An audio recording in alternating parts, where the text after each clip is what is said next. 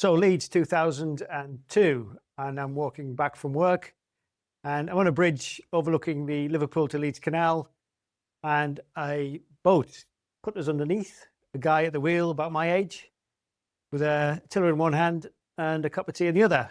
And it suddenly dawned on me that he wasn't actually going to work or going from work. That was his actual life.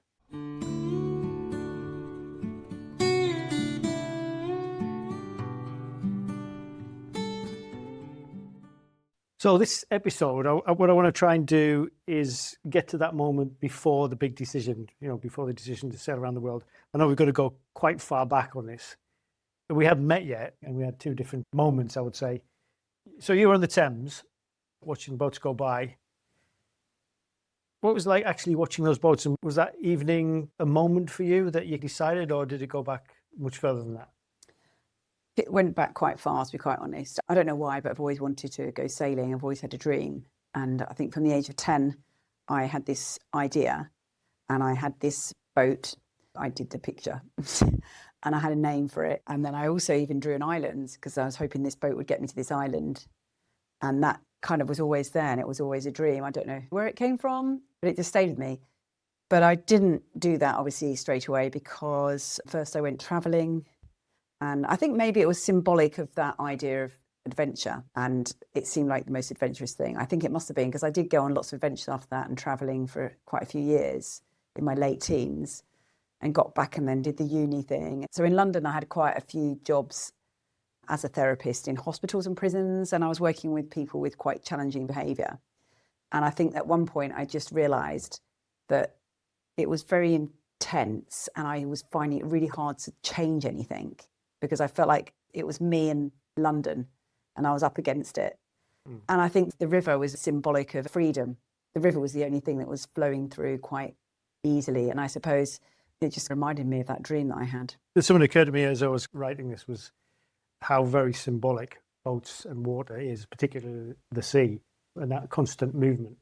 And that theme cropped up again and again as I was writing this. So. And I guess even for you in Leeds, you've got the canal. And everything's quite stagnant, isn't it, in a city? And there's lots of stops and starts, but a canal just flows through as well. Yeah, I mean, obviously it's not as romantic as the Thames, but the Leeds to Liverpool Canal does have boats on it. It's amazing when you walk through these cities, how many British cities have got canals and you don't even notice them. These boats go backwards and forwards, and people living completely parallel lives. And I think that's the thing that occurred to me was I was coming backwards and forwards from work every day. And it was the first time I actually took notice of these boats. And again, it symbolises freedom. And I do remember that particular day I was coming back, and I was called into a pension assessment meeting. And we were told to figure out where we want to be when we get to 60. I'm nearly there now, so it's quite pertinent. And I just pictured myself on a boat. I don't know where it came from. I didn't really have that previous idea before, but I just pictured myself on a boat anchored off an island. And then it occurred to me, why do I have to save my entire life to be there? Why can't I just go straight for it? If that's what I really want in life, why didn't I just go straight for it? And then I saw this guy on the boat. And so the next day I went down to W.H. Smith and just bought a boat on canal boats, actually, which was then I saw some adverts in the back for sailing courses. Just a magazine. Yeah. Yeah, I think you had probably planned it a little bit better, didn't you? I didn't really plan very much. I was always in search of adventure. And I think any opportunity that came my way, even in my job, it was quite adventurous in some ways, because I was working in very different places and everything was always changing. And it was a kind of adventure, but it just wasn't an adventure where there could be much change in that adventure. Sometimes it was quite sad in some ways. I think you used a good word earlier on, which was stagnation. I think that's what we both felt. I mean, I had a great job, I had a great apartment, great weekends. But I did feel stagnant, and I think you probably felt the same way as well. Kind of. My relationship had broken down, and my father died. And I think bereavement definitely makes you rethink your life, because you realise that death could be around the next corner. And so you can only really be ready for your death until you're ready to live. And I always felt like I was way more ready to live a bit more. Yeah. I think we'll come on to that in later episodes, because death is an end and it's a start, isn't it? It's like a springboard, I think, for people around it can be used for forceful good, those moments of bereavement. Moving on, I think that's where we split off in our kind of approaches to what we were going to do next, because as you say, I had a very analytical approach. It was like, okay, how do I learn to do this? Where do I learn to do this? How am I going to sort out my flat? And I did it quite quickly, but I did it quite purposefully. I signed up to a zero to hero sailing course. Very sensible. In the Isle of Wight. Well, it wasn't that sensible. It was the middle of winter and I was freezing. It's about as close as I've been to frostbite as I've ever been in my life. But you took a slightly different tack. Yeah, so I had to hand over all my different jobs, because my kind of work was a sort of work that you create. So I created all these different jobs in different places, and I had to find someone to take over, because it involved working with people and you can't just leave them and quit. So I found people to take over all the different jobs that I had. And then I just bought a one-way ticket to Ibiza with my friend, the Balearics, and I went and did a comp crew course. That's the IYA competent crew. Yeah, it was the RYA. And so I sailed around Ibiza, which I love. It's one of my favourite places still today. And then I camped and did a theory course, which was interesting because I was sleeping on a lilo. Because I had a tiny little tent. I was travelling light. So I was sleeping on this lilo in a campsite and then doing my theory course in the day. And I finally realised that actually I did understand maths, because it all made sense doing navigation. And I wasn't too good at maths at school. And then I got a job in a boatyard. And then I found out there was a boat that needed a crew member to go across the Atlantic. So I got a flight to Spain and hopped on that boat and went across the Atlantic. So that's one heck of a leap from doing your competent crew course, which is basically hanging fenders over the rails, to doing a transatlantic. How did you feel about that? It was an adventure. It was fantastic. Yeah, it was a great adventure for me. It's like, yep, that's where I'm going. I wasn't nervous at all. Chomping at the bit to get out there. Yeah, I was young and it's like an adventure. You haven't got any responsibility for anyone. So it was just great. There's a lot of caveats and a lot of stories in between that. But eventually we hooked up in 2004 in Greece. We'd been working for a while in various different parts of the leisure yachting industry. I'd worked on a whale research boat for a while. I'd spent a little bit of time on a super yacht.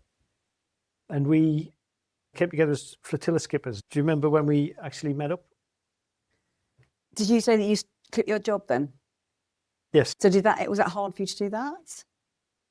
No, in fact, we just finished a game which had taken 2 years, and I was doing 16-hour days for about 6 months, which was okay. I was fine with that. I was still quite young and had no responsibilities. But at the end of it, I felt a real burnout and I wanted a break. And I said I need to take a little bit of time out, even if it was just for a week, because I really did have burnout. And the producer said, no, I've got to start on a new game on Monday. And I didn't come back till a Tuesday. And then I was written up and reported. I thought, this is crazy. I've just given 2 years of my life to this company and they won't even give me one day off. I think I just lost all respect for it after that. It was just the straw that broke the camel's back for me. And that's when I decided I was just going to quit. When I saw that guy on the boat, that kind of symbolized everything that I wanted after that. You didn't see him down the engine bay? No. I can imagine the canal boats are slightly easier engines to access than a sailboat. So fast forward, you were working for a few years in the yachting industry and I was in various ways. But then we both ended up as flotilla skippers in Greece working for Nielsen Active Holidays, which, I don't know about you, but I just got some fantastic memories of that time. Yeah. What memories do you have then? Fantastic. Just a lot of partying, a lot of good times, a lot of sailing around the islands, good times and good people. I mean, the pay was absolutely abysmal, but we had our accommodation, we had the beer paid for, we had restaurant meals every night. And you kind of turned up halfway through the season. I think I'd spent half the season there.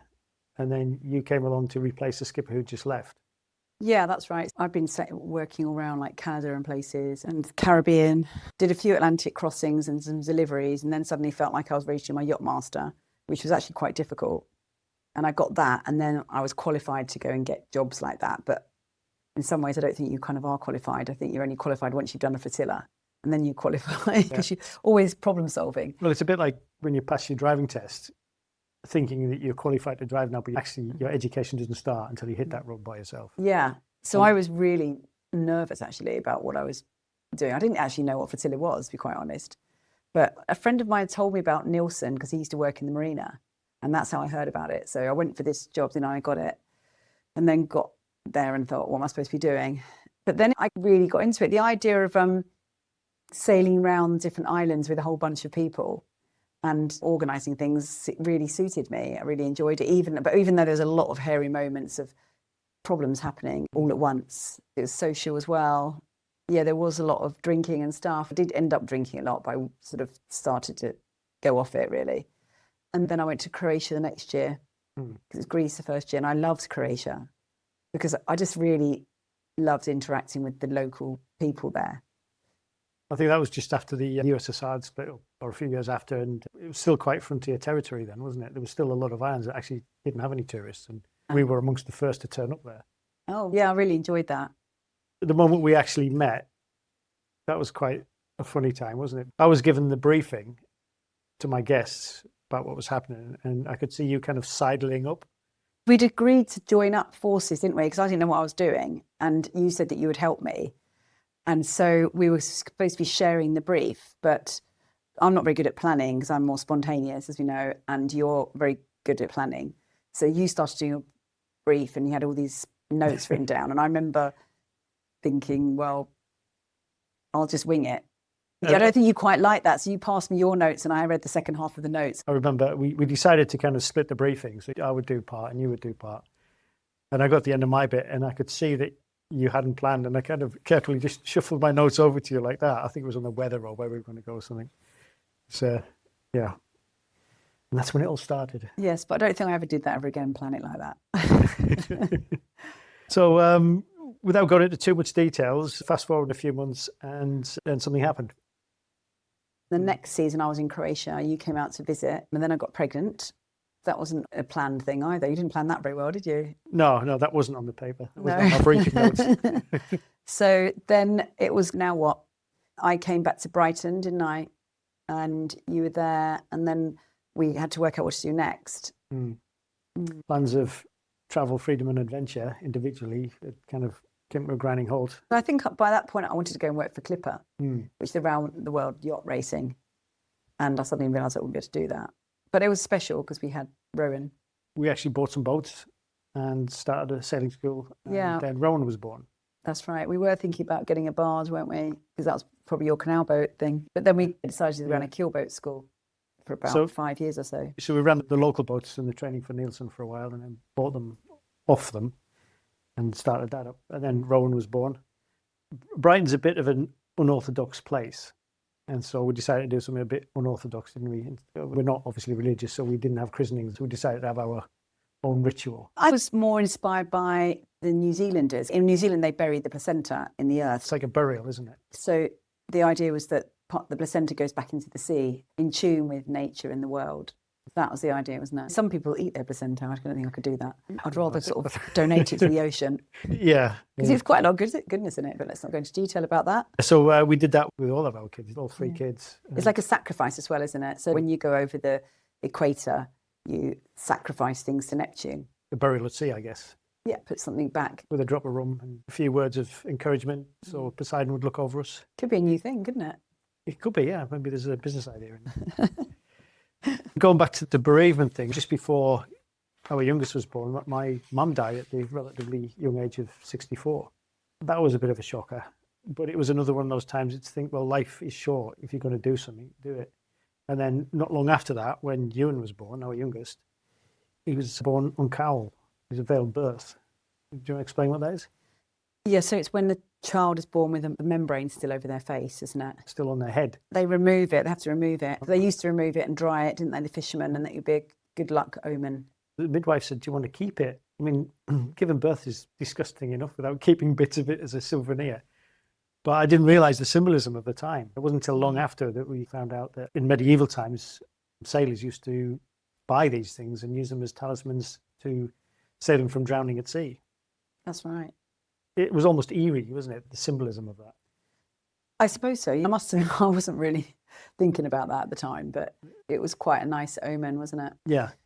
And so we scattered some of my mum's ashes out at sea as well, in a way joining the kids up with the grandmother. It was a way of keeping the dream alive. We still always wanted to go sailing around the world.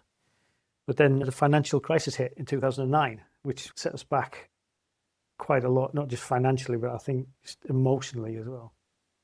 We'd spent 5 years saving up for this dream, and then suddenly all that money had gone. We just bought a big boat at that point as well. And all of our money had gone into that because that was supposed to be the next big thing, which to generate income. Yeah. And that had all gone, and we had to sell that boat at a massive loss. And then eventually we folded the business. I remember that's when Darry was born, midsummer. So I think I was probably quite busy. Rowan, who would have been 3, and Darroch was a newborn. Childmind at the same time, as well as look after the boathouse. I don't know how much I was even aware of what was going on half the time. So once we decided to fold the business, we just kind of plunged ourselves into lots of side hustles. We were on eBay, Etsy. You were doing child mining. I was doing furniture building. I don't think there was a gig economy thing that we didn't try at that time. And obviously we bought the house as well and did that up and rented part of it out as well to make some income. There's a lot going on, wasn't there? Oh, it was crazy time. But we didn't let that dream die, which was the main thing. No. And then we eventually sold, I call it a holiday home, it's more like a shed, the floating shed, isn't it? But we sold that, which gave us just enough budget then to get a boat.